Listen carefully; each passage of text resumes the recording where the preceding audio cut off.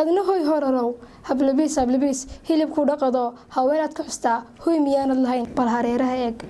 horta waa idada marna waa habaryar hoyna abtiyada habar weeye wadaag hablaheena walaal iyo hooyo macaan hageerdaawmi ku haboontay haween hadda heedha hablow horarkaan arkaya hori maaha libax harag maaha shabeel heriyiisi cunuhu ragga uu ka hadhaa haweenku la faqa kolbutuu ka helu u hulaabanaya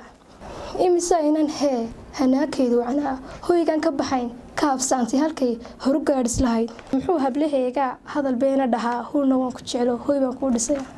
kolkay hafatee tiri waan hilanay walaal hawsha dhame inta soo handhiyo hambadeeda nacaa hadhow dafra hana sheega yidhaa